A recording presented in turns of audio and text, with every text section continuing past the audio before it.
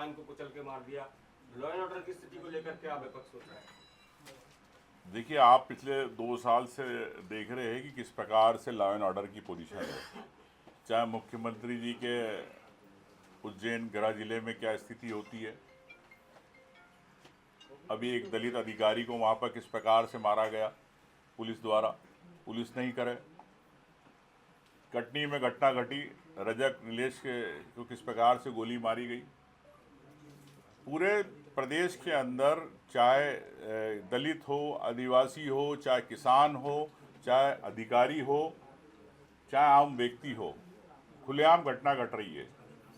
मुख्यमंत्री जी को कई बार मैं आगाह कर चुका हूं आपके चैनल के माध्यम से विधानसभा में कि आप इसको लेके समीक्षा करें और तत्काल इस पर कार्रवाई करें, लेकिन मैं समझता हूं कि मोहन यादव जी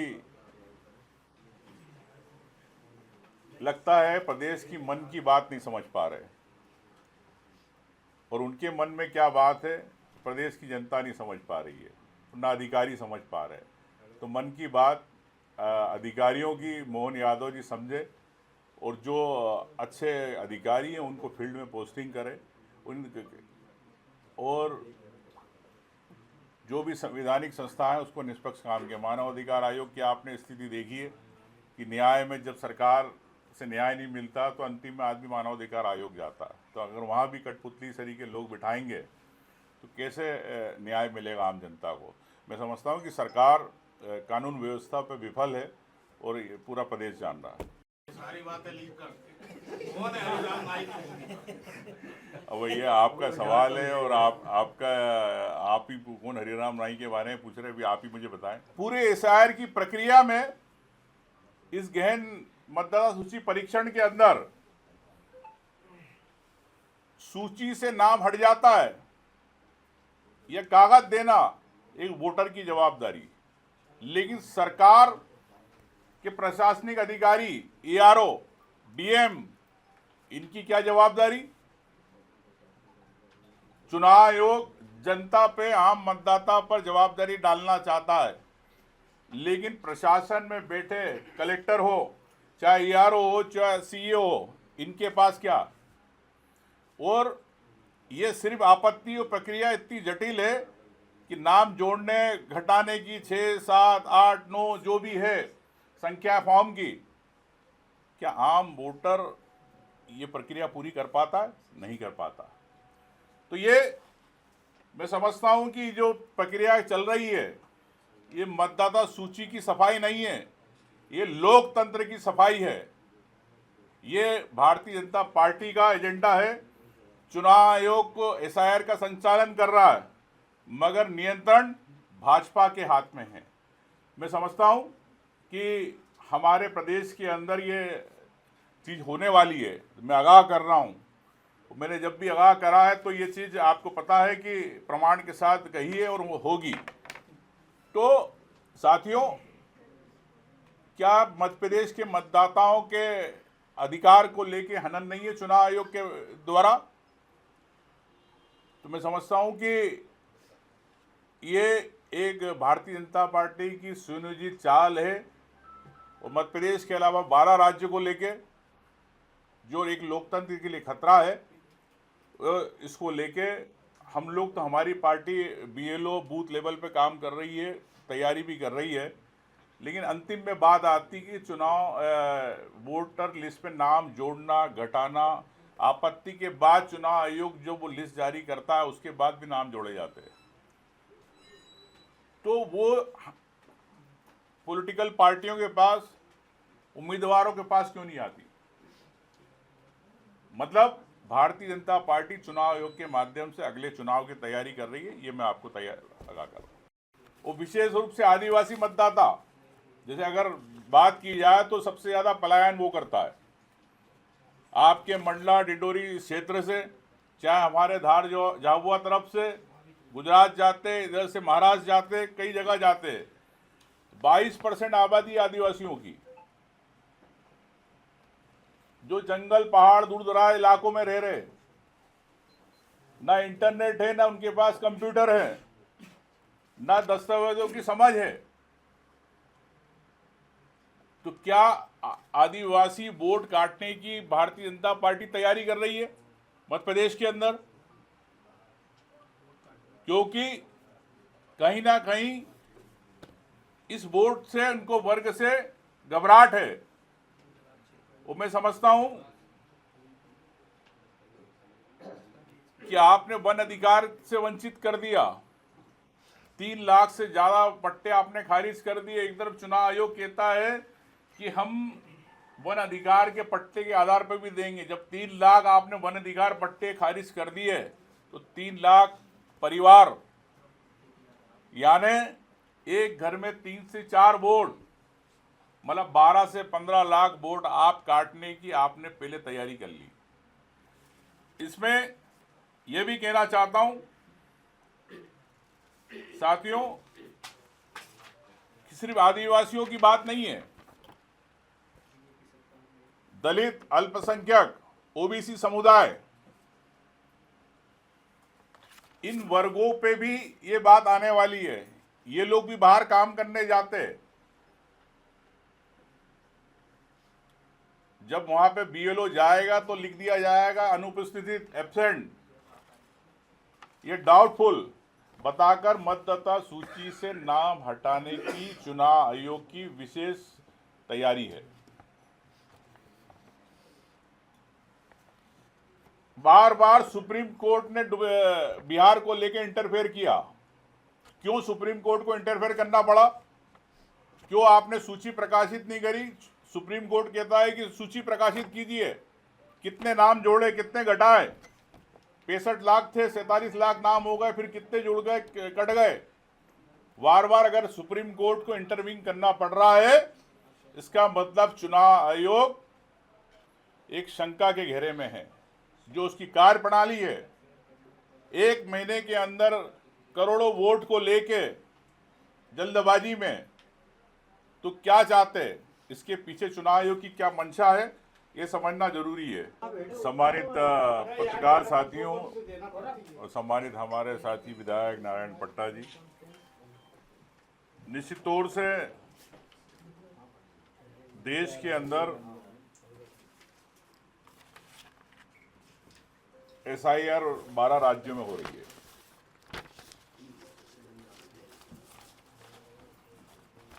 लेकिन मैं समझता हूं कि ये SIR विशेष गहन पुनरीक्षण,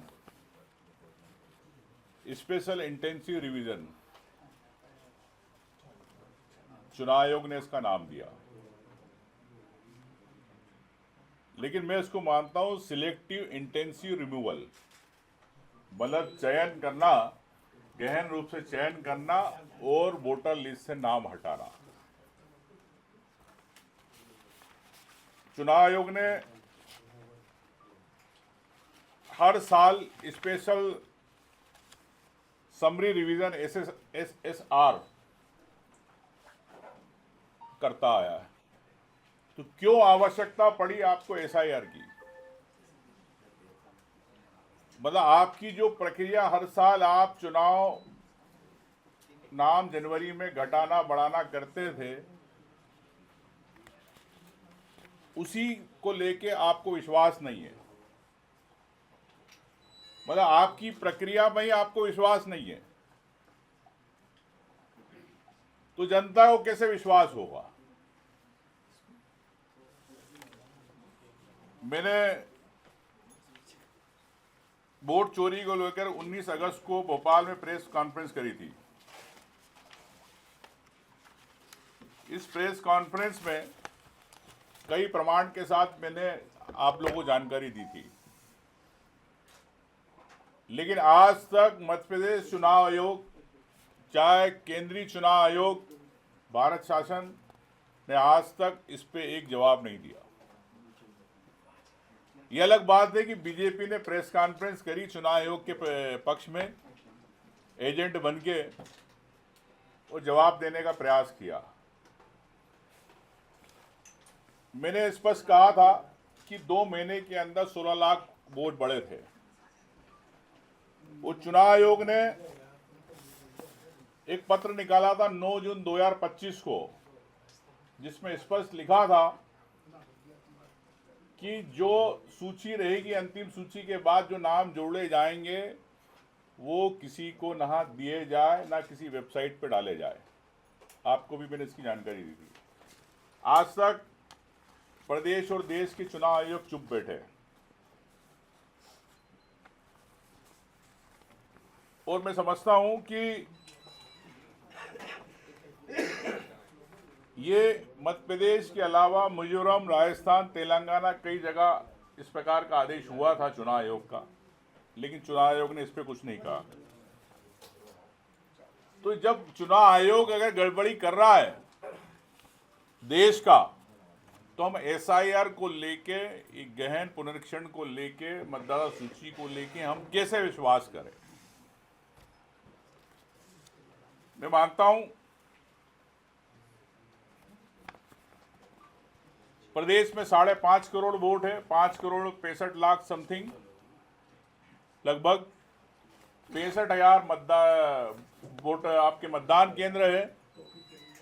देश के अंदर 51 करोड़ वोटर है और 4 नवंबर से 4 दिसंबर के बीच में एक महीने के अंदर 30 दिन के अंदर आपको 51 करोड़ वोटरों की और मध्य प्रदेश में 5.5 करोड़ वोटर की सम्मिलित है कि आपको गिनती करना है।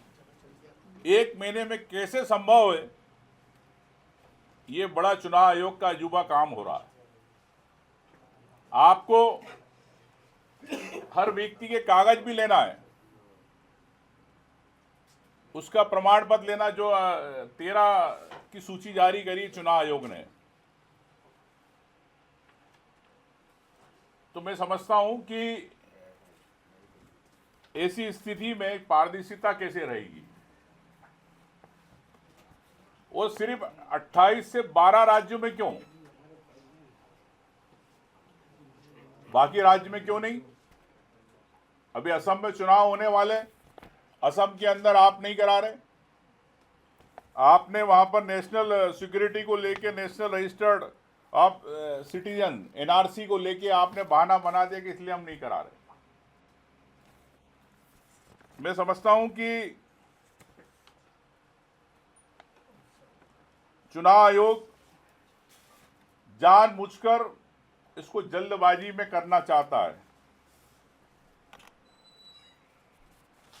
और जल्दबाजी में करने का मतलब लाखों मतदाता छूट जाएंगे। बिहार में हुआ, पहले 60 लाख थे, फिर आपने उसको लगभग 40 से 42 लाख करे आपने। कईयों को आपने हटा दिया और जो बाहर काम कर रहे थे मजदूर, उनके नाम आपने डिलीट में डाल दिए कि वहां पे अब्सेंट थे, मिले नहीं। आप जानते बिहार में कई करोड़ लोग बाहर काम करते हैं। तो बिहार से ज्यादा मध्य प्रदेश, राजस्थान, अन्य राज्य मिला के यहां पर ज्यादा जनसंख्या है। तो हमारे यहां 2011 के हिसाब से, आंकड़ों के हिसाब से मध्य प्रदेश के अंदर 20/7/2023 को एक राज्यसभा में सवाल किया गया है कि मध्य प्रदेश में 2011 के हिसाब से अनुसार जनगणना के अंदर 25 लाख से ज्यादा लोग बाहर काम करते हैं। 11 की बात कर रहा हूं, 2025 चल रहा है। तो लगभग मैं कह सकता हूं कि 40-50 लाख से ज्यादा लोग मध्य प्रदेश के बाहर काम करते हैं, मजदूरी करने जाते हैं या रोजगार करते हैं। तो क्या एसआईआर के अंदर एक महीने के अंदर क्या उनको मध्य प्रदेश आना पड़ेगा अपनी प्रामाणिकता देने कि हम यहाँ के निवासी हैं? अगर वो नहीं आए तो उनके 50 लाख नाम लगभग कटने की तैयारी चुनाव आयोग कर रहा है।